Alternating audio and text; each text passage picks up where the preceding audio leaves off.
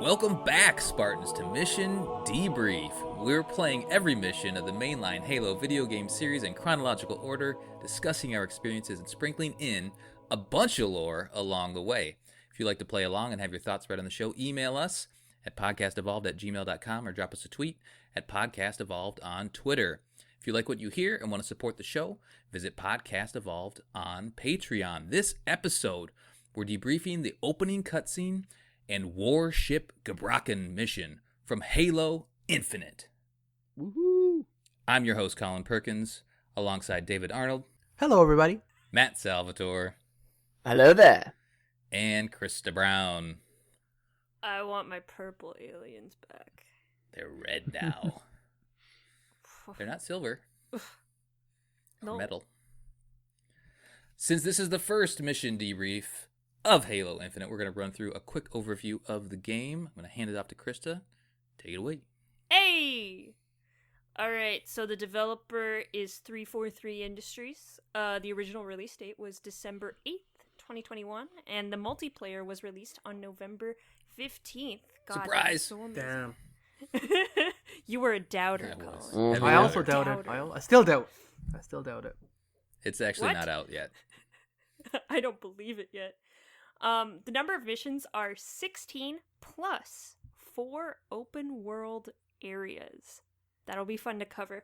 Other games released in the same year is It Takes Two, Far Cry 6, Resident Evil Village, Psychonauts 2, Deathloop, Hitman 3, New World, The Medium, Forza Horizon 5, Ratchet and Clank, Rift Apart, Pokemon Snap, Mass Effect Legendary Edition, Metroid Dread, and Tales of Arise. So it's okay. Kind of weird year. It's okay. There's a couple nice ones in there, but you know, since 2020, the games coming out have been few and far between. But they have a good excuse for that, you know.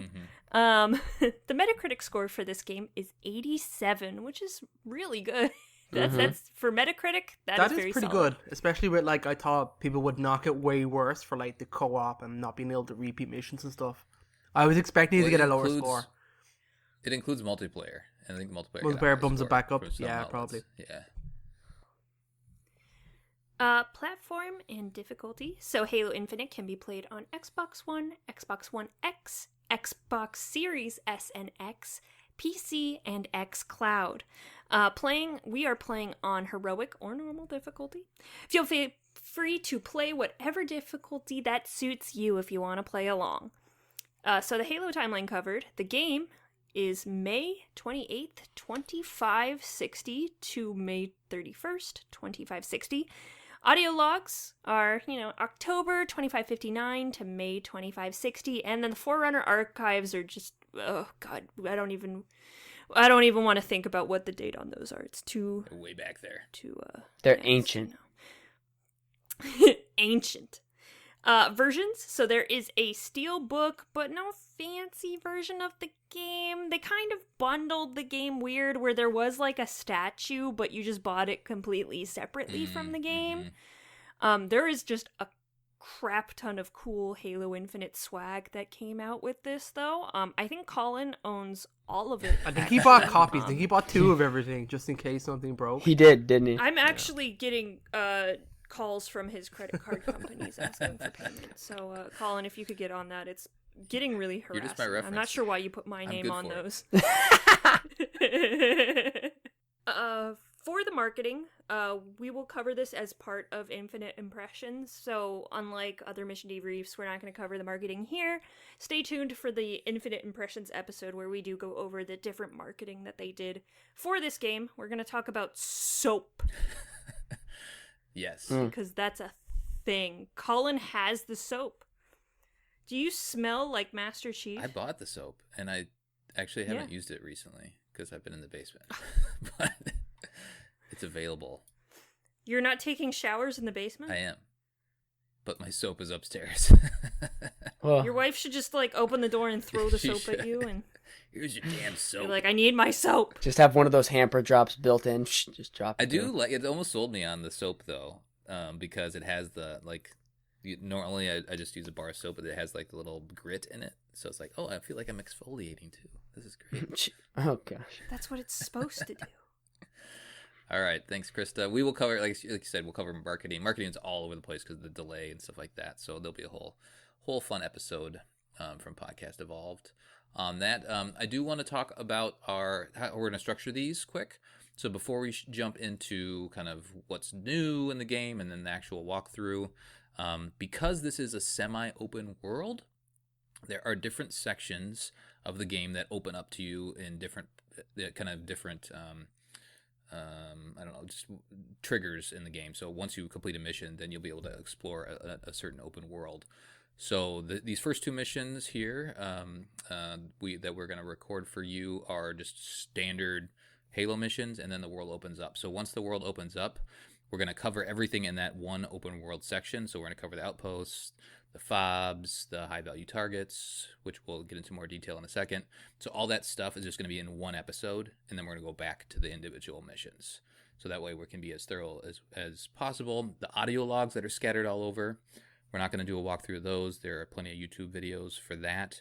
And then we're also going to separately cover and have an Infinite Impressions episode that's going to cover just the audio logs. We will cover the audio logs that are in the missions, though, because those kind of help add to the story. But the ones that are scattered across the open world, we're not going to cover as a part of this. Everybody good with that?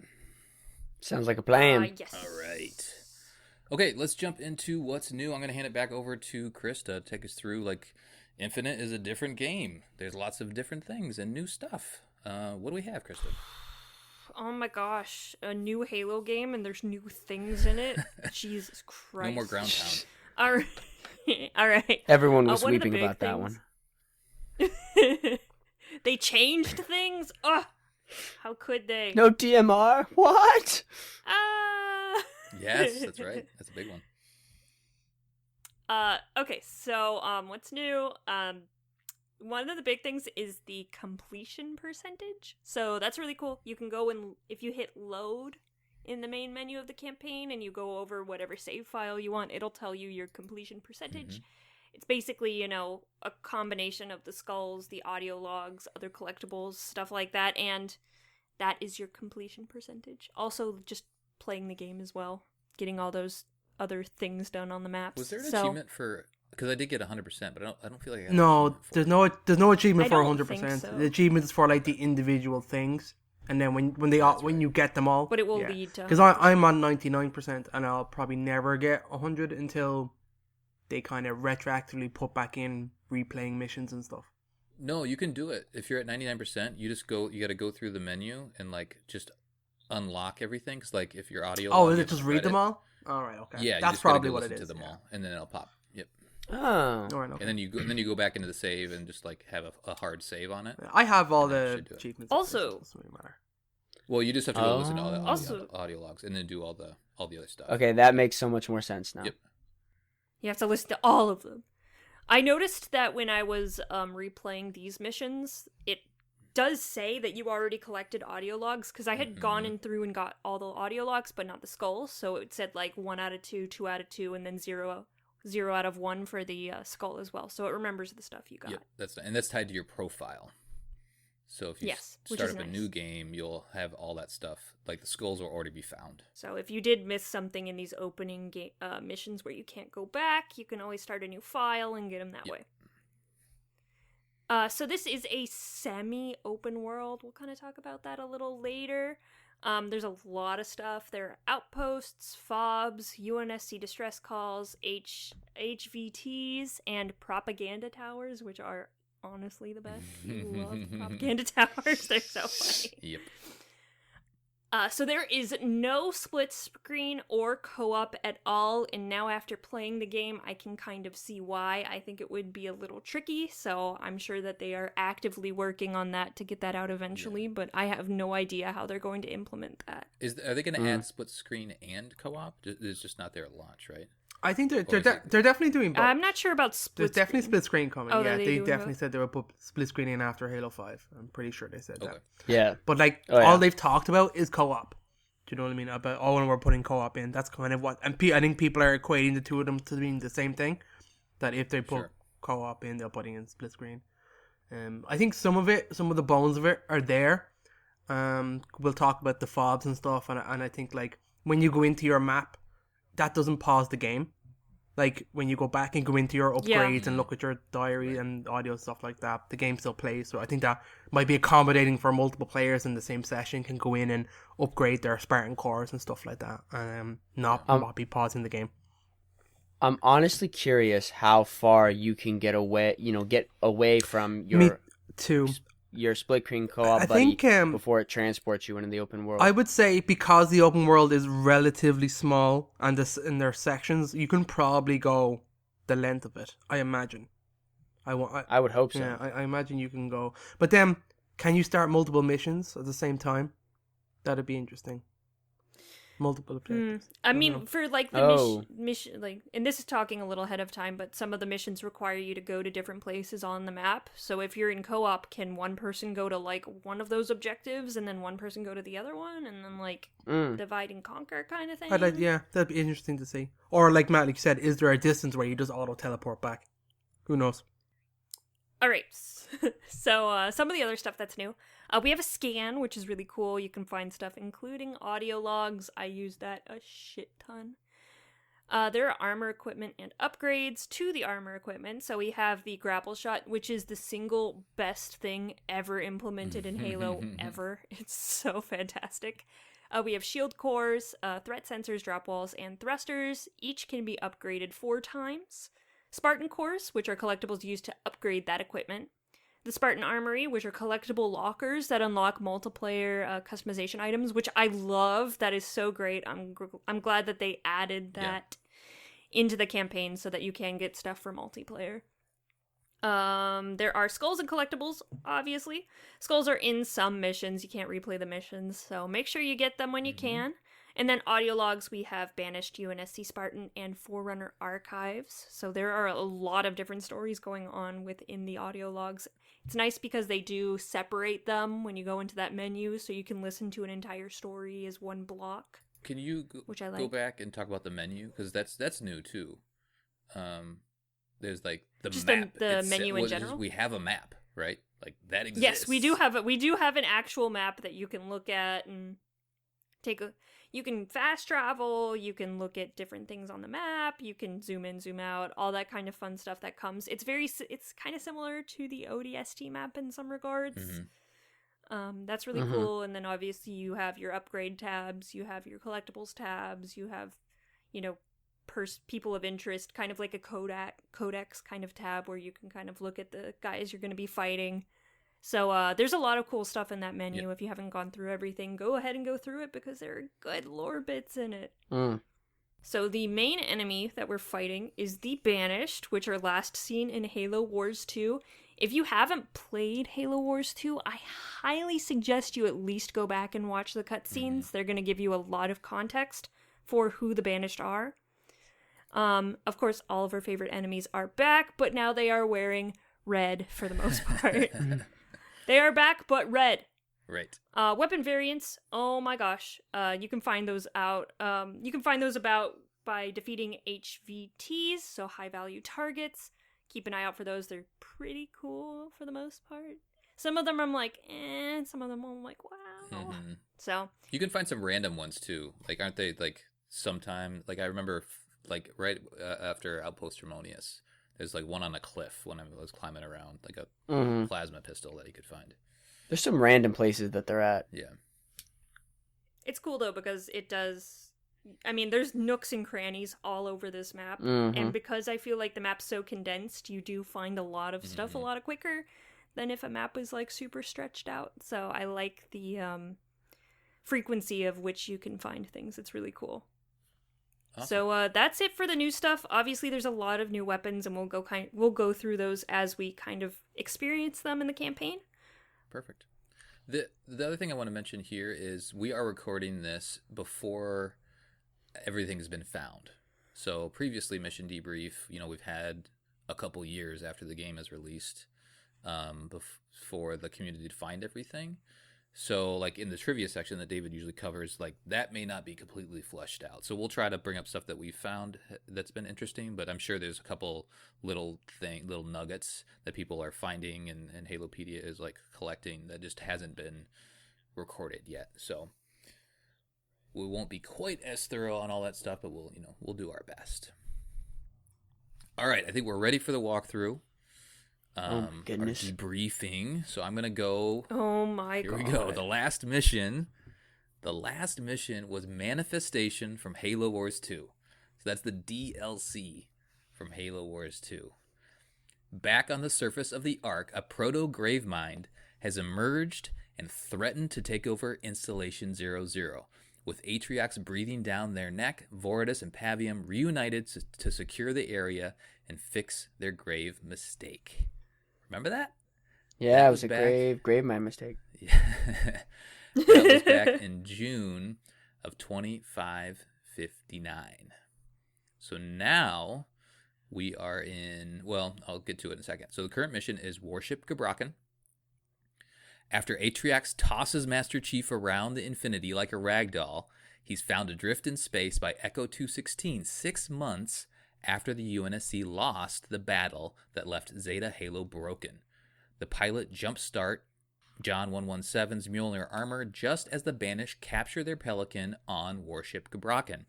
Chief borrows the pilot's pistol and launches into action to free the Pelican and get back into the fight. So the date of the game, the opening cutscene is December 12th, 2559. So that's about, June to December, about 5-6 months after we last played. And then Warship Gbraakon is 6 months after that. Chief's been floating. And so we are now in May 28th, 2560. I gotta say, a 6-month nap sounds really nice. A little cryo sleep there. I would enjoy that. Maybe the pandemic will be over by then. Take a little naparoo. All right, so now we're going to let David talk for a little bit. He's going to take us through these opening cinematics that's like 25 minutes long. There's a lot of cutscene. It's a nice, hefty one. And then we'll get into the boots on the ground shooting stuff. So, David, take it away. All right, guys. So, this game begins with Halo, and it looks real nice. And then that's the Halo from Halo 5, by the way. Is it though? Is it? It is. Is it though? The exact same cutscene. Well, that's kind of cool. And then it just does like legendary ending. A kind of Star Wars pan to the right, and you're immediately see the Infinity getting fucked up by the Banished. Again. Like always. Again. So this game really just throws you into the deep end. I've said it on other podcasts. I was like, where the hell is the actual intro to this game? Because it just has the Infinity properly getting wrecked. It's clearly Banished. They're all over the place. It quickly pans you into the docking bay where you see Chief fighting. Pelicans getting blown up. There's Marines everywhere. It's pretty damn cool. It's really slick. Like, it looks really damn cool. Chief is just bouncing around, killing enemies. The shield effect, I didn't notice it like the very first time, where it's like hexagons or like pentagons, which is kind of cool. He uses his grapple hook to grab a pistol, showing you straight away. Like, you start with the grapple. And then, like, out of the fucking blue, Atriox shows up and fucking beats the shit out of John. I mean, it's brutal. It's like, it's amazing. Like, I did not expect to get Atriox versus John in the intro. I mean, this game really sets up a unique style of storytelling as well, because it's not a build-up to the boss. It's the boss wrecked you. Kind of the way Halo Wars 2 kind of started. So it's kind of reminiscent of that. I've seen, like, Red Team, I think it was Douglas, getting his ass handed to him by Atriox. By Atriox. Crushes his helmet. Crushes his helmet, yeah. And there's kind of like Atriox hits John a good few times dead on with his hammer maul thing. And like, I thought it would do more damage, but John takes it like a champ, to be fair. One of them he straight up blocks with his shoulder. I was like, that's your arm gone, dude. Like, do you know what I mean? But no. Atriox drags John to the end. There's like a scene where like he hits John in the face and the AI chip bounces out. John scrambles to kind of get it. There's an indication here like you can kind of tell it's empty. But John still scrambles to pick it up. Atriox carries him over to the end. end of the kind of railway leading him out to space, and just says, "My name is Aatrox. I'm the last face you'll ever see." And then he kind of drops him in like the classic not kill your hero at the beginning of the game, but you probably should have killed the hero at the beginning of the game kind of moment for the villain. And John just kind of tries to shoot his grapple hook as he drifts off to space, and he misses. And then we get kind of a fade to black. But it's pretty cool. It's obviously... It's so good. Mm-hmm. Oh my gosh. I was so shocked with the intro too. Shocked. And then we kind of wake up and we're into the E3 demo of the intro. I didn't realize that it was literally copy and paste that. So I won't spend too much time on it. We've all seen it hundreds of times. There's a couple little changes here and there, but yeah. Is there though? I'm pretty sure it's word for word the same. I mean, John has his grapple That's hook the main when one. I guess. I mean, you have the pilot waking up. He's scrambling around to fix a leak. You've all seen it. He falls down. It cuts to like a couple of months later. He's hairier. He's got a beard. And you don't know the timeline yet, but obviously time has passed. He finds the tag going off. He opens up his window and he sees John floating in space. It's slightly different now. Where he finds his family thing. Yeah, he has the family thing. The little hologram again, which gets really creepy. Yeah, I like the use of it. I like the use of it later. No spoilers. Yeah, I like the use of it later. But this is it's cool. He obviously brings John on board somehow and kind of repowers him up. You have the standard. And it does it in all the difficulties. I don't know why. Look up, down, left, and right. I don't think there's really any need to do it again. Obviously, you've done it once, and everyone knows how to invert their settings at this stage. But they did it. Tradition.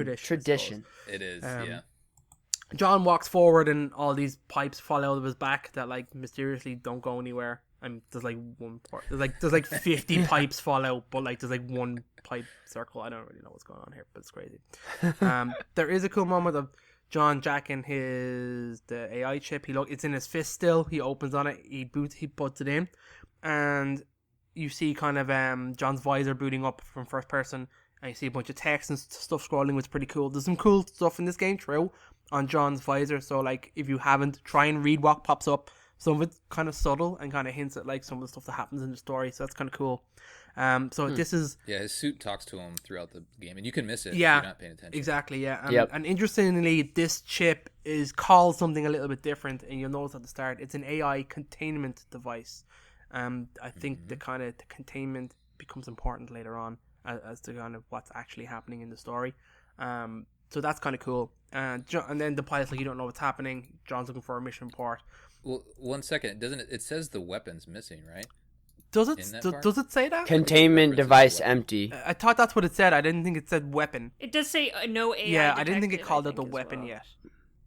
Oh wait, hold on. I can look. AI not detected. Yeah, okay, no weapon just yet. There's a slow pan. We've all seen it. It says weapon containment device. Does it though? Yeah. Anyway. Weapon containment device inserted. No AI detected. Interesting. So like that's the setup that like okay, the AI. Well, we kind of knew from the cutscenes anyway that like the AI is a weapon, the weapon. So John kind of opens the cockpit of the shuttle. Pelican, he sees the Halo. The Halo's fucked up. That's pretty cool. The pilot pretty much says, we've lost. The battle's over. Then immediately they're found. The power shuts down. They're in kind of stasis. Pilot freaks out, tries to run. John is like, no, give me a weapon. It's a good line. I need a weapon. And he pretty much gives them a pistol with one bullet, which is nice. Good callback. Better than keys. Yeah, but yeah. I don't know. Keys can be. Although it was loaded. Yeah. And then John pretty much jumps out the back of the Pelican, and this kind of like cutscene. I love this. The way this is done and the way this is told, where he goes through space and he kind of bumps into different kind of debris, and obviously like you have dead Marines and dead Covenant race out here, dead Banished that are like been there months. And he's kind of scavenging as he kind of bounces through. This is all like a nice linear kind of movement. He pulls a fusion coil and shoots it to get like a block, and conveniently immediately finds a spare clip floating in space for this pistol. Magazine. Warthog, and like it's a magazine. Pulls the pistol, and like it's real slow. His movements are real slow around like dead Marines. I've kind of noticed that, and like when he's moving a body past. When he's moving like through the aliens, he's just pushing them and bouncing them out of the way. He doesn't give a fuck. When he moves through humans, he's like slowly pushing them aside and stuff like that. I really like that. I like those kind of movements in John. He's really battle weary, and it kind of shows how he's kind of being a little bit reverential towards the human dead. Then he pretty much shoots his grapple hook and bounces into the ship. And there is essentially the setup for the mission is that this is like a scavenger ship out in space, pulling shit and debris apart. And that's pretty much the beginning of the first mission. Beauty. I do the fact that he essentially gathers his loadout for the beginning of this mission, I think, is rad. It is. Yeah. Get an extra clip for magazine for the pistol. Welcome to the party. And then you find the AR from the dead Marine, and that's what you start this mission, which is awesome. Right when you hit your boots on the ground in the ship, it pops up the scan prompt. So it's like, okay, start scanning shit. So, Krista, did you wander around this opening area just scanning everything right away, or? Oh my god, when I first played this mission, I probably spent like 15 minutes in this area looking for stuff. Refusing to move on. Right.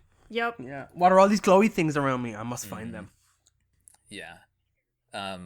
So you can explore this. It's like a hangar, I guess, with all the junk. And the pilot's talking to you. Red light, go. What's going on? So his plan is to go stay back and try to recharge the batteries of the pilot while Chief is going to try to figure out how to get you off of the ship. You also do get a prompt for the grapple shot, and you have that right away. So that's your equipment that you have the entire game, and your essential equipment. You don't really, for the most part, you're probably going to use grapple shot, I don't know, 90% of the time throughout this game, because you can only have one equipment equipped throughout, or one at a time. Why walk when you can grapple shot? Right. Yeah, exactly. And we'll talk about I'll also say, before we get too much further, I love the mission intros where it has like the title and all the collectibles in the mission. Yep. I like that. I like that it immediately sets you up with, okay, you have X number of collectibles to find in this mission. I like that a lot. So, and it's an open world, but there are specific missions, and it does have that, to David's point, that title. So this is the mission.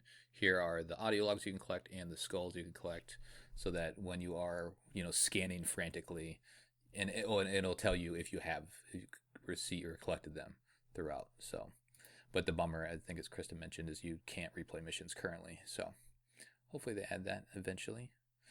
You can go to the left or the right here at the beginning. There's a conveyor belt on the left that you can go up and kill some grunts, or on the right you have to grapple up, and you kind of get into like a little office area, and you can kind of bounce around. There's like a hologram of the ship that you're in, which is cool, and everything's red and banished, and the art style of this ship, it feels like kind of like Covenant from like a structural standpoint, but then all the aesthetics is just very banished, and you can see banished logos on the walls, and everything. Like I said, everything's red, so it's very, very well done, I think. This ship, and it's a classic opening mission for Halo. Like, you're on a ship. I always imagine it like this is what brute architecture is like. Yeah, like it's just this is what their technology is like before the Covenant came along. It's not as curved. It's like industrial. Yeah, it's not very as industrial, curved, very harsh. Yeah. I like sharper edges. And like Colin said, it's a nice standard Halo. You're on a spaceship, first mission. It's pretty standard. I love that because it starts you in familiar territory. Yep. Yeah, big time. You're introduced to, so you have, like I said, you have your opening loadout. You have plasma pistols that you can pick up. I think there's needlers you can pick up, and then there's a mauler you can pick up, which is a new weapon. And the mauler looks so badass, right? Like it's this giant like shotgun pistol thing. And then it has these spikes on the bottom of it, and you can just, you can hit somebody to take down their shield, and then just maul them to death with one shot. It's incredible, by the way. That gun is great. Yeah. In my first playthrough, I didn't play through it as much, but then I watched the HCS tournament that just happened, the first one for Halo Infinite, and all these pro players were using it. I'm like, okay, I need to try using this. It's fantastic. Yeah, I didn't like it right away, but once I heard that the pro players are using it, I was like, oh, maybe it is good. So it's a combo of one shot plus melee that just wrecks people. You can also see that it's just a huge freaking spike, and it looks so brutal. Yeah. The Grunt birthday party, by the way, Krista, did you play with it on? The skull? No, I haven't unlocked that skull yet. Okay. It's a little. Wait, do you unlock towards it the by end default? Of the game where you unlock it, but I did turn it on for this playthrough, and it's very good. Like, the confetti is just all over the place. I feel like the yays are not quite as high loud. quality confetti. But the confetti is awesome. They just burst all over the place. The banished didn't skimp with their confetti purchase. Right. So very enjoyable there. Oh, the other thing I wanted to mention, we talked about audio logs. So there is one audio log that is just unlocked by playing this mission. I don't know if it's at the beginning or in the middle or when it exactly unlocks, but you can go and access it in your menu. And Matt is going to take us through the audio logs that are in this mission at the very end of our walkthrough. So know that. But I will mention the ones that you find here in a little bit. All right, so we get through this little office area, and then this is one of those weird, like, kind of demo-y parts of the mission where the doors are like pulled apart by one of those berserker brutes. So they're all red. They have like a jaw. Is that what they're called? I've been calling them berserkers. Punchy boys. They have like they're the punchy boys. Jaw protection, but that's it, and like something around the back of their head. They look pretty tough. But they just charge you, and they're very scary. They're Rambo. Isn't bad, but I love how his introduction. He just rips apart these walls or the door, and then chucks it at you, and then you essentially have enough of a hallway to just pop him in the head and kill him. Yeah. So he's not that hard. Yo, when I saw him running through the door, I'm like, oh my gosh, this guy's gonna kill me. And then I shot him a couple times, and I'm like, oh, yeah, all that hype for nothing. Right, exactly. But they set you up for that pretty easily. All right, so we kill that guy, and then we continue on through the ship, and I mean, it's a lot of it is just kind of actually the first right behind him is you see Atriox, and you have you see Atriox is posing as in this hologram, and I think a lot of what the Banish are doing, especially Escharum, as you hear his voice here in this room, he's kind of like hyping up the Banished the entire time. Yep. And just like, giving him a rah-rah speech.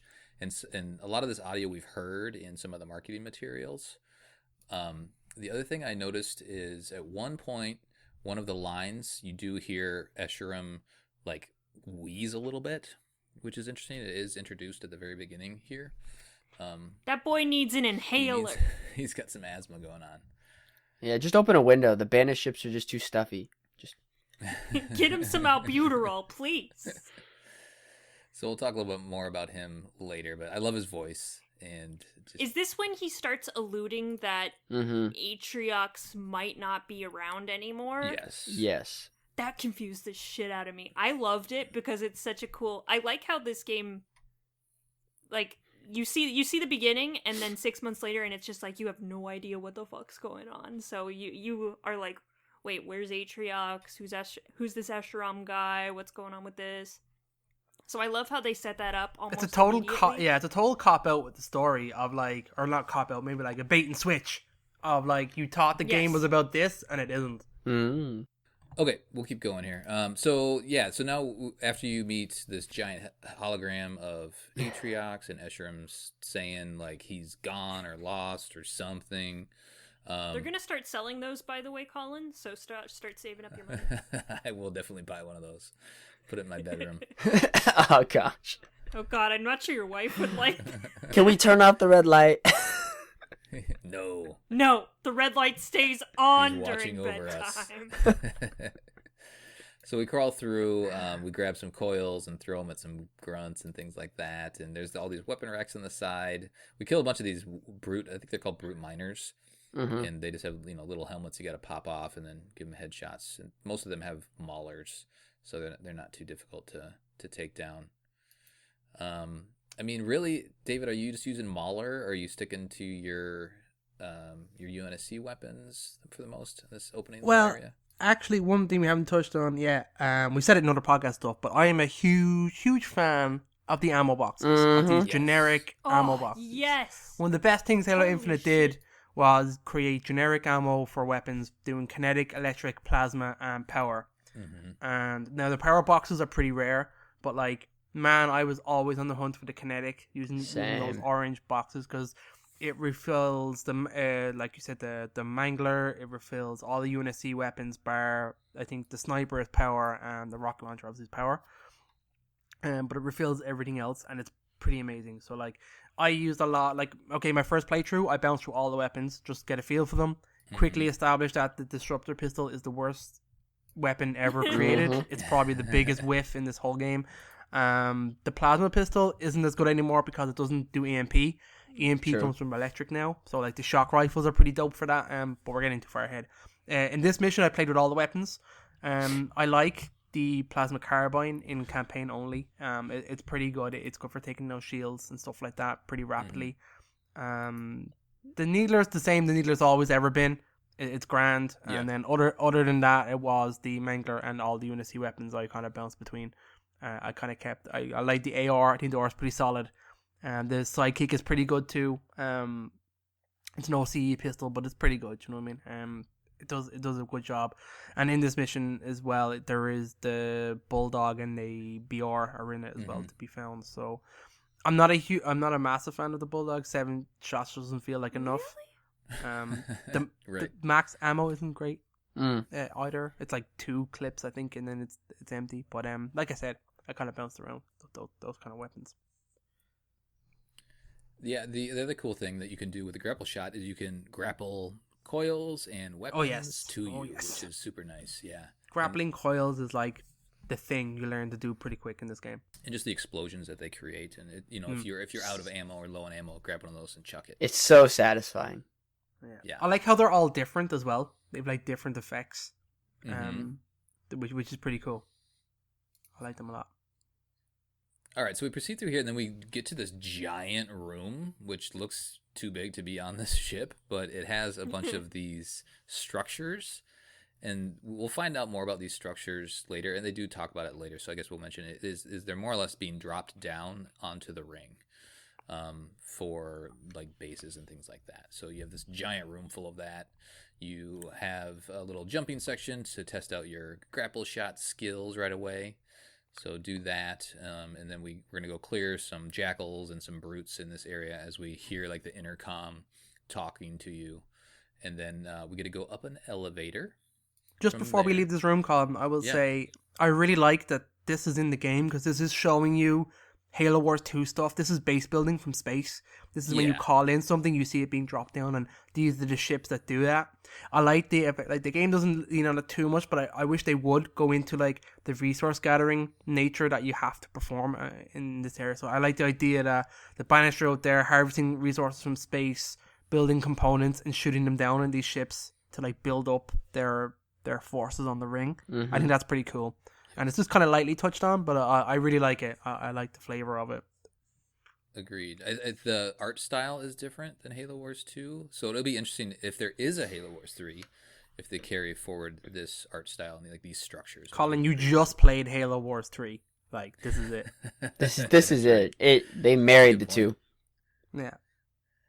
So up the elevator, the pilot chimes in and was like, well, what if we're the only two humans on the ring, or 2 left alive? And then what does Brute say? Chief says, then there's still hope. Dun so dun. Good. That's right. He's all about hope. Can't stop Chief. Chief's a glass half full kind of guy. He is. Well, he is John Hope in this game. John Hope. He is John Hope.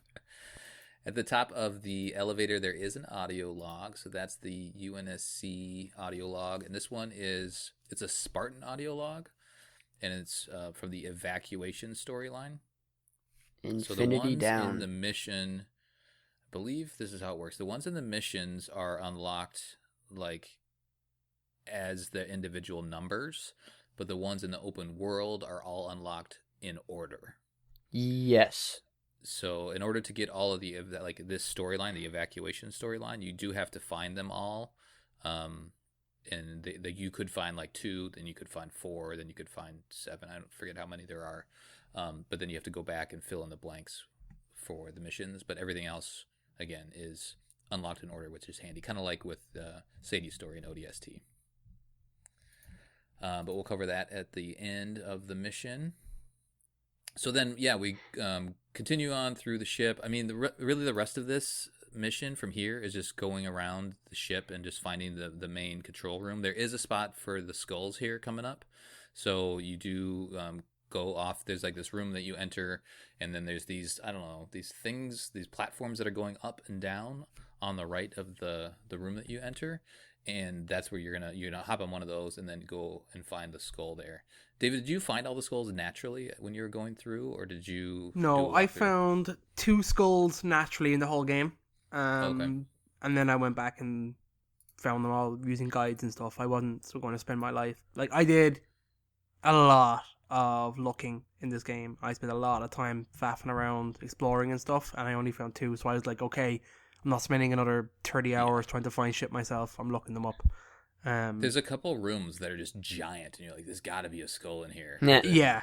There's not a skull in there. And there's certain areas where I'm like, okay, I spent 15 minutes to get here. There has to be something here, and I might just be like a dead Marine with a gun, and I'm like, God damn it. No. I do want to promote Halo Cannon's skull guide. He actually has guides for everything, so go check out those. Those are pretty fantastic, straight to the point, very well made. Definitely go do that. Krista, did you find the skulls, or did you? I found one. Okay.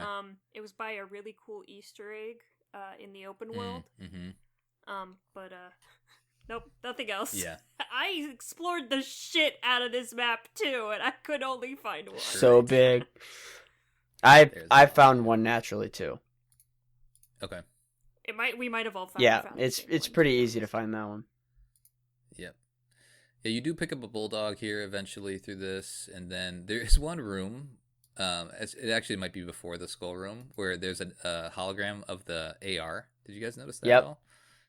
Yeah. It's weird. Like, why?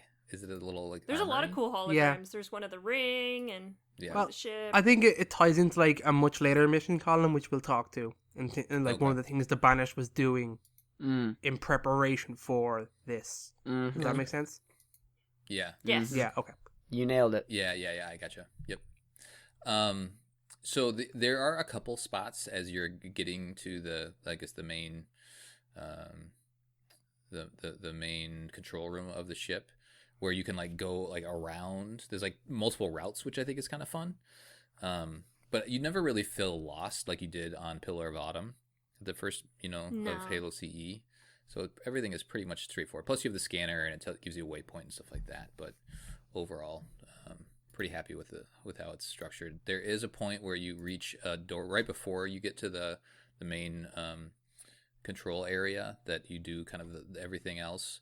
There are 2 giant Atriox holograms, and there is some audio. I think I wrote it down here. Let me find it. Oh no, Eshram talks. Okay, yeah. So you find those Atriox holograms. You open the door, and then Eshram talks. Yep.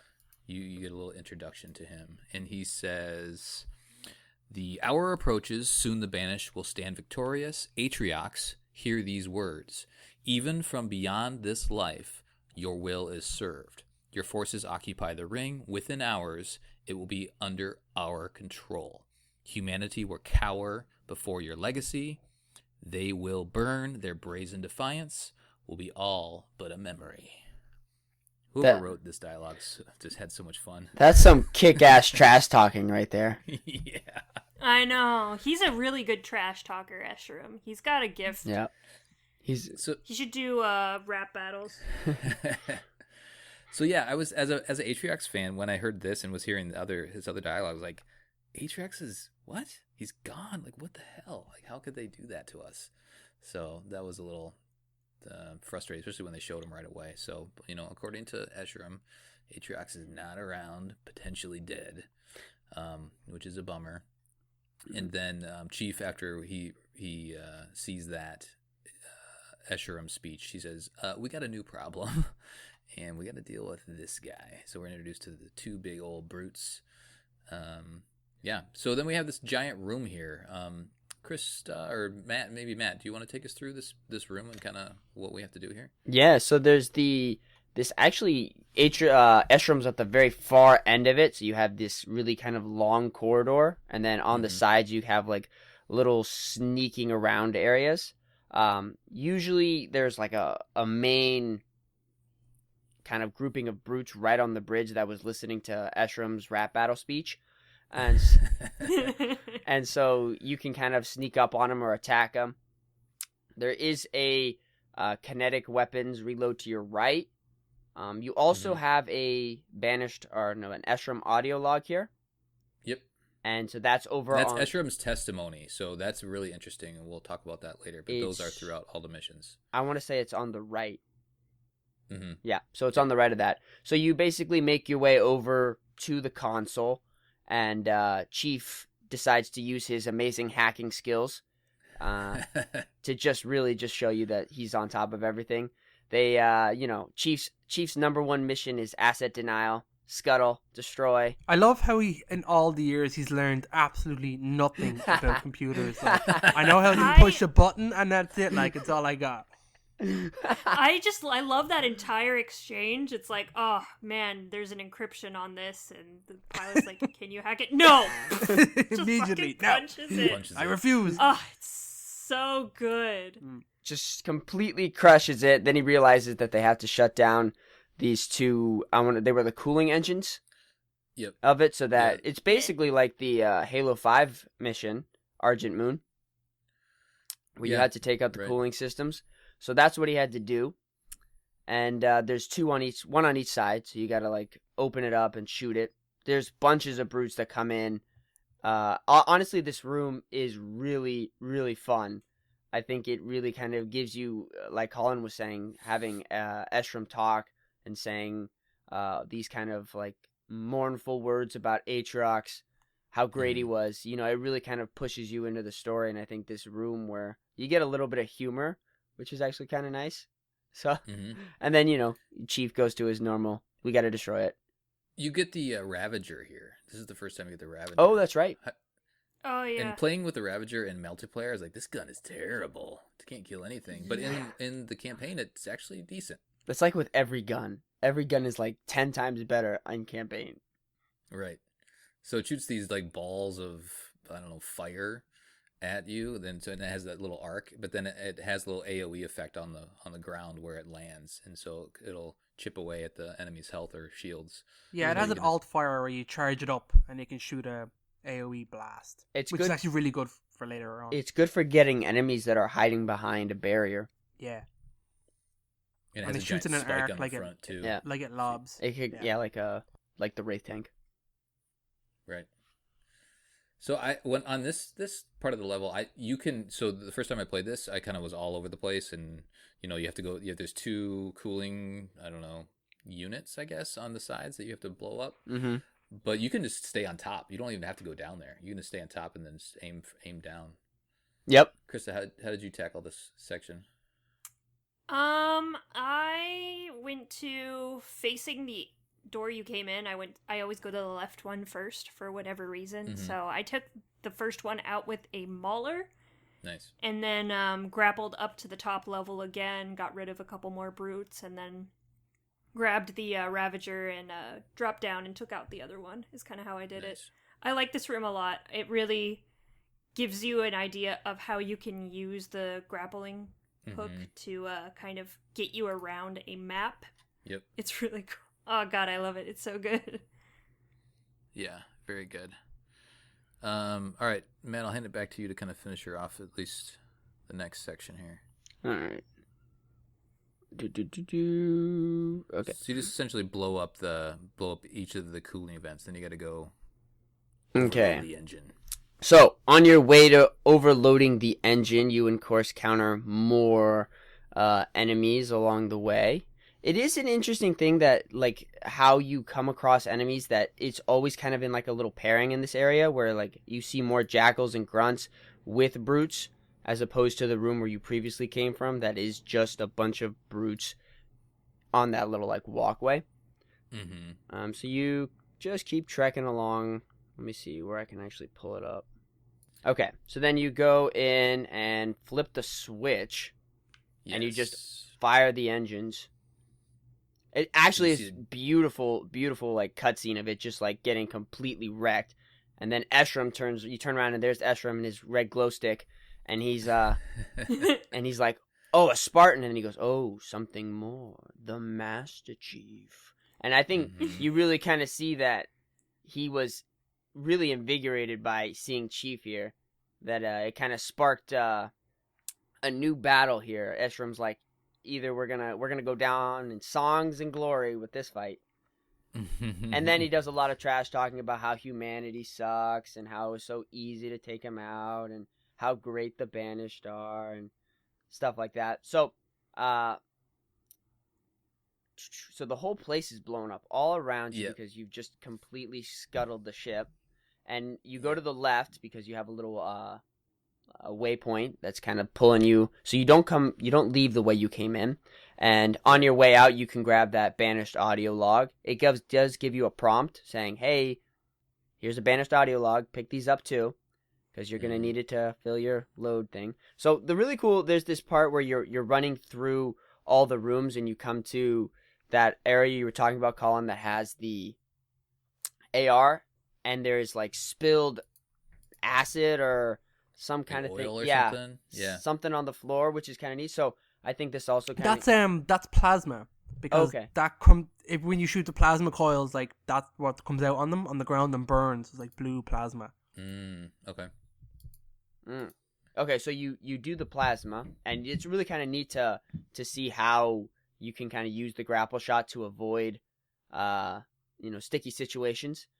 You go to the right, and you jump down the elevator, and it doesn't go all the way, so you got to learn how to crouch. Get yourself through it. Eshrem continues to pop up in his little glow stick form and talk about things. It really is neat having Eshrem, I think, having all these kind of conversations throughout the mission. It really does pull, like, it fleshes him out more, I think. Then you go back to that open room that Colin was talking about, how you can't imagine it's in the ship, but it is. And then all these bases are falling around you, these bases that you would think would be dropped down with on the ring or on any kind of platform. And so you're running in between, on, over, through, you're jumping out of them. Yep. It's really cool. I think it's one of the coolest missions. You can also use the grapple shot a lot here. At some point during the escape here, it teaches you how to sprint, which I think is good. It's like, oh, hey, look, you can sprint. And then also you get your crouch. So this is, again, it's all a big tutorial. Super soldiers can run. Exactly. Yeah. What? So the other thing in this, room, the big room that you just mentioned, is there's something on the intercom. Like there's a brute over the intercom talking about how the ship is falling apart, and there's some really good dialogue. It's like, all right, here's a good one. Crew capacity at 37%. Only the strongest remain. Fight, brothers. So he's like essentially giving everybody updates and saying, like, here's how many people are dead, but everybody that's still alive are the strong ones. It's so good. Meanwhile, you run past and there's a grunt screaming. Right. So then you hop along these little fallen, which just happens to fall so perfectly for you to climb across. And then you come to, I guess it would be like a reverse hangar or area where you do encounter some grunts and a brute, and they're right standing next to a bunch of fusion coils. So if you just hit one, they all kind of go out. You trek down another really long hallway, and everything's blowing up. And I've always got to the point where, like, I try to shoot them before the fire gets them. Mm-hmm. Yep. And that's but they do fun. a lot of the times they'll just die because the environment will kill them. The environment is killing all of them. And so then you run down, you crouch under a door, cutscene triggers, you're getting tossed around. Chief's kind of stumbling. He lifts up a door and slides out, and he's back into the place, looks like where you kind of started, that same kind of look, scrapyard area, and he's floating towards the Pelican, and he's almost getting him, and he doesn't make it. Yeah. And he tumbles through space. The end of this mission feels like a better version of Halo 4's first mission, where you're escaping. Dawn is the mission. I don't know. Did anybody else get that same vibe, kind of, when you're like outside of the outside of Requiem, and you're kind of only now that you've said it? Yeah, you're right. Yeah. So I really liked this escape. Any other thoughts on this escape part, Krista? Oh my gosh, with all of the like grappling and shit. Oh my goodness. It's I found it hard to find some of the paths sometimes, especially in those platforming sections and stuff like that. Yeah, my first time through, I definitely died a lot. But I think it was really cool. Obviously, again, it highlights how useful the grapple shot is and how you need to use it and stuff like that. That's what this first mission really feels like. It's a tutorial mission. It's making you use all these different equipments and stuff like that. Yeah. So, love it. Cool. Escaping stuff is cool. The other thing to mention... Oh, go ahead, Matt. Oh, I was just going to say, I like how it ends with you just staring at this shattered ring. Yeah. And then the pelican comes to get you. But you get a nice long shot of like, yeah, this ring's fucked. But it went boom. Boom. Boom. Yeah, and then Will we learn how it goes boom? There is an audio, or like you know how your suit kind of talks to you? Your suit talks to you here, too. It says, constructing message, parsing encoded data, location detected. Subsystem failed. Right. Retrieve weapon. Yeah, it says retrieve weapon here. So it is, and I couldn't figure out if someone was sending that message to Chief, or I think so. If the suit was just reminding him what his mission was. I thought Chief just sent a bunch of reminders. I'm sure he that he has a thing because in the next cutscene he talks about it tracking a thing, a signal. Mm-hmm. So I think he does. I'm sure there probably is a looping signal going on as well to the location of this asset. Yeah. Mm-hmm. Chief just sent a reminder. He goes, "Hey, suit, remind me in 6 months to retrieve the weapon." Wake me up in 6 months. Yeah, I'm going to sleep for a bit. Yeah. Wake me up and remind me what my objective is. Shoot, I overslept. Damn it. And then the very end is the pilot Echoes 216 is picking you up. You grapple shot into the back of the Pelican. And then we get a title screen. Halo Infinite. Oh. The game begins. So yeah, I thought that was a fun first mission. You know, lots to do. I feel like it's a good tutorial mission. Explains how to move around the game a lot. It introduces the Banished as an enemy. It introduces a ton. So I feel like they did a really good job here at this opening mission. I'm gonna go around the room quick, and you know how we did our 20 for 20. We're not gonna rank all the aspects of the mission, but I do want everybody just to give it a quick number from 1 to 10. Matt, how would you rate this mission? Oh, gee, I really love this mission. I like that it sets up a lot of the mysteries, after you come out. So I'd say, I'm gonna go 8. 8 sounds You good. almost went 9. I felt that. I know. Well, we don't do points, but I probably would give it a point. But on any given day, I think the more I play it, the more I'll probably like it more. But 8 feels good right now. I'm kind of level setting myself for missions yet to come. Okay, Krista. I agree with that. I'd say an 8 as well. I was thinking like a 7.5 to 8. I think it's, familiar territory, especially starting in a ship, scuttling the ship, escaping to a ring, blah, blah, blah, blah, blah, blah.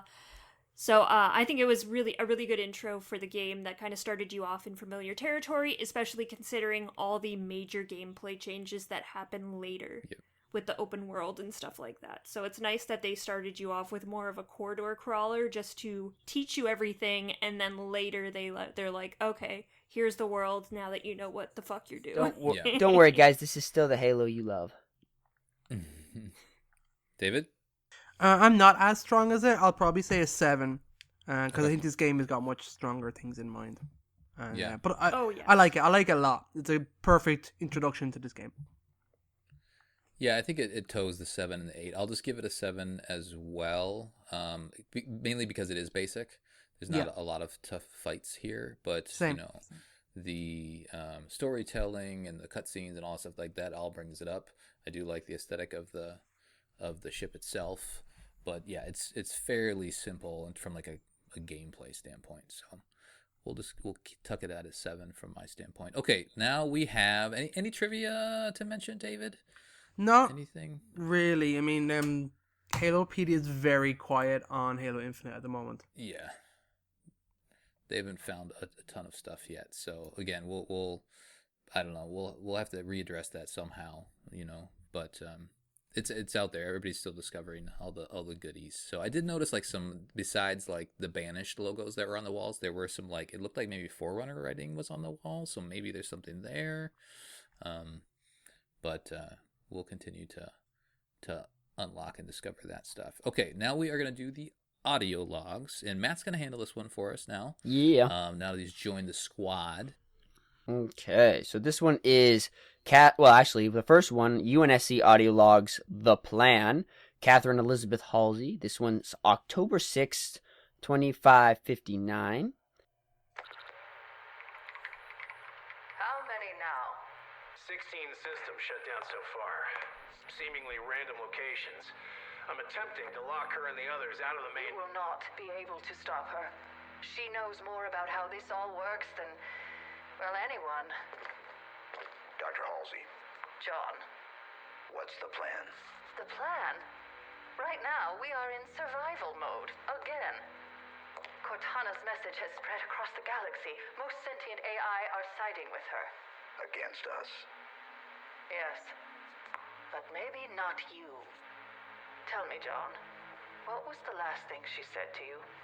She said, goodbye. Bum, bum, I bum. mean, she said a little bit more than that. She but- said but okay, goodbye, okay. John. Ooh, you're right. He forgot about that. She said, "Welcome home, John." Mm. So this is October 6th, and we have read some books. Oh, So this is Wait, we were supposed to read before books? or during... No, this is right before Shadows of Reach, correct? there are books. Yeah, I believe so. Okay. Because they Yeah. haven't got like the Shadow of Reach directly ties into like the plan of this game at the beginning of the game. Yes. So- Yep. It hasn't happened yet. And we know things of Shadows of Reach, that there was a retrieval mission. We'll probably get more into detail what that was later on in this series. But go read that book. It was well made. It was good. Lots of cool stuff in there. Cool. Anything else to mention about this one, guys? David, Krista?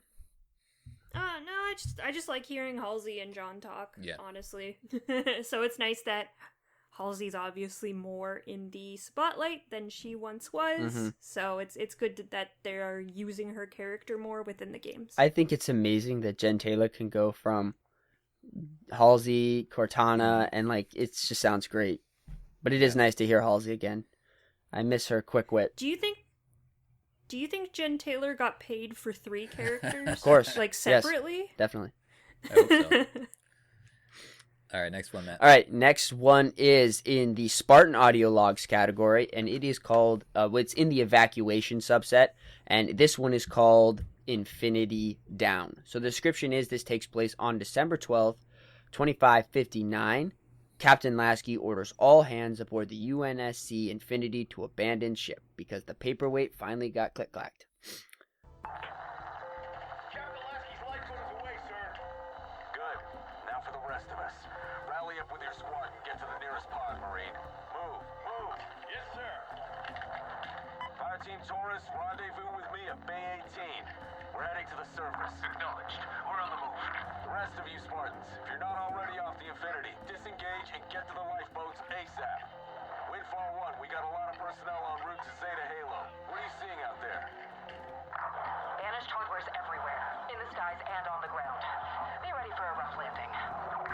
You heard her. Stay safe. I'll see you on the ground, Spartans. We're with you, Griffin. Let's get it done. So I like in that initial cutscene, it introduces you to all 4 of them. Yeah, this is Fireteam Taurus, and we do find out more about them in audio logs throughout the game. Is there 4 or is there 5? Griffin, 1, 2, 3, 4, 5. Oh, 5. Oh, I forgot 1, Vattel. 2, 3, 4. Yeah, I think there's 5. You have Vattel, Stone, Makovich. Makovich, Horvath, and Griffin. Yep.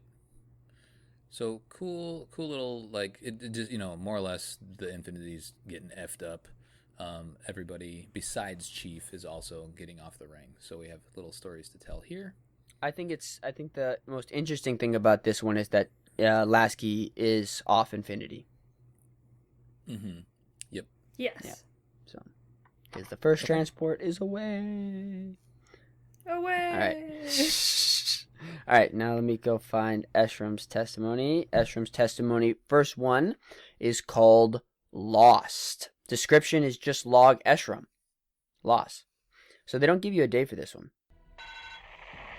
It is with a heavy heart that I must accept that Atriox, my greatest achievement, is lost to us. In his wake stands the greatest army ever assembled, a force fueled by fury. His spirit burns in the heart of the banished. It is years since he sought my counsel when we planned the revolt against the Covenant. His words, even now I feel them in my heart. We will never kneel again. We will stand proud together, banished brothers, side by side. It's a really moving speech. It really is. But it's his own. I think he's just talking to himself, like this testimony stuff. I don't know. That's what I got from all these. I mean, this is obviously Yeah, just the 'cause- first one. It's like his memoirs. Mhm. I think we'll probably talk to it a little bit later, but there's a big difference between how Estrom is in the cutscenes and how he actually plays on the recordings. Yeah. Yeah. And you see, like, obviously his health deteriorating, and his mentality is very different in both. So I like the way that he's putting forward a strong image for his army, but in personal life he has like reservations and doubts, and that is one of the biggest things I think you get from the testimony. Which really just kind of makes him a really intriguing character, that he has Yes. he has these kind of personal thoughts. You know, I think a really interesting part of this log is that he says he calls Aatrox his greatest achievement. So, you know, leaning into that is gonna, you know, be a cool thing to track down throughout the story. I also think it's Yeah, he was his mentor. yeah. I also think it's kind of nice that, you know, Eshrom, it seems like he held out hope that Aatrox was still alive, because at this Mhm. point he's like, I have to accept he's gone. And so, Right. and this is, you know, we don't get a date from it, but I'm guessing that it's somewhat closer to the time that Chief wakes up. So I'm sure Yeah, I think Eshrom it's was looking around for him. this time. Yeah, Yeah. that's kind of what it feels like. Cool. All right. So lots of stuff to dig into still. And we'll, you know, again, as you're listening to this, we'll try, we're not going to try to spoil like future events. So we'll try to talk about like what we know of as of now. We'll try to keep the conversation around current stuff, and then you know, all the missions that we played previously. All right, great first mission. Excited to dig in more. I did post some community questions, and then we'll get out of here. Hell yeah. Krista, do you want to do Discord? I would love to do Discord. My old friends back again. Hello, Discord. I my posted old I friend. posted both my this mission and the next mission at the same time, so you might have to dig a little bit. Apologies. Yeah, that's fine. So, Colin Perkins, yesterday at 8:52 p.m. says, describe the design of your own spaceship and name it, parentheses, question for Mission Debrief, : Halo Infinite, - Warship, Gbraakon mission, end parentheses. I appreciate that, Krista. Thank you very much. Slow clap, slow clap. I'm Still it's got it. tradition. It's tradition. So Matt, one of our mods, says long and cylindrical with two large engines in the reel called a glidship. I don't know what that is. Sounds like a penis. Let's see. The pesky burb says my ship would be called UNSC Bruh. Second ship is a daily standard UNSC frigate, but it has arc coils moving its MAC gun, so it fires massive bolts of electricity at ships, and is called UNSC Watson. Yeah. Chief Smith Dad says vertically slim for lack of broadside targets, with very wide with aft and midsection. So I'd call it Minaj. Let's see. Dezudo says Warship. In 2569, UNSC shipbuilders incorporated more alien technology into their ships in order to slip in unnoticed and penetrate deep behind enemy lines. My ship has the large bulbous head of a CCS battlecruiser with a long cylindrical midsection and 2 large spherical plasma storage containers at the rear, one slightly smaller than the other. It is mounted with one excavation beam on the very tip of its hull, so it can shoot white hot plasma all over unsuspecting enemies. I'd call it the UNSC Love Gravy. Wow. So Discord hasn't changed. That's all we can do. What have you so done, good. Colin? I What have love you it. done? Oh, this you're gonna have to get used to this. So Toki McPot says, my ship wouldn't be an attack ship. It would be more of a station that's planted at certain locations to get supply from. It would have a large vertical oval towards the center. It would have 2 sections equally spaced apart as viewing ports/bridges. In the middle would be a ventilation area for the ship headed down in the middle. Just below that would be an area that could open and close where ships would be able to dock for supplies. It's actually near perfect fit for DeZuto and Matt's warships. And then, of course, Sam says 3/4 of these are penis-shaped. So there we go. There are warships. I am excited to see this fleet and, get hands-on with these new ships. Mm-hmm. Very nice. David, Facebook. Colin Perkins, admin, 16 hours ago. Group symbol. Describe the design of your own spaceship and name it. Open bracket, question 4, mission debrief, semicolon, Halo Infinite, dash, Warship, Gbraakon, mission, close bracket, and a picture of the Gbraakon. We have 6 comments. Manny says, Lego like spaceships. Connect them together to make the ultimate battleship. Some bionicle support vehicles to combine them into a Voltron-like phenomenon. Ultra nimble space combatants. Ooh, I like this guy. Yeah. Lucas says it would look like the Normandy SR2 or like the Arc 170 from Clone Wars. As for the name, one of the book series I'm reading, Expeditionary Force, has a race that has hilarious ship names, including We Do Sketchy Shit. Come over here and say that again. We avoid temptation, but it keeps finding us. I am acting to give someone a beatdown. Today is your lucky day. And various other comments. I'm going to go through them all. They're actually pretty good. You should see the last guy who tried that shit. You should have thought of that before we left home. Plausible deniability. It was like that when we found it. Parole violation. Rock solid and suspiciously convenient alibi. That's pretty good. Diggy Keys says, the shape of a wonky parsnip. And I call it turnip to confuse the banished. It's all about strategy and psychological warfare. Pretty good. Some guy named Tom. Scattered bits and pieces but no clear way of being connected. I call it the Infinity. Funny guy. He's a funny guy. Brutal. And Ray finally says, the only design that matters is a Halcyon class light cruiser. Booyah. You gotta like Ray. There you go. Good work. And that's pretty much it. That's Facebook done. Very Nice. nice. All right, that'll do it for a debriefing of the intro cutscene and Warship Gbraakon mission from Halo Infinite. On the next episode, we'll be covering Foundation. Send us your thoughts at podcastevolved@gmail.com or drop us a tweet at podcastevolved on Twitter. You can also support the show by visiting Podcast Evolved on Patreon. Until next time, evolved. Evolve. Evolved. Evolve!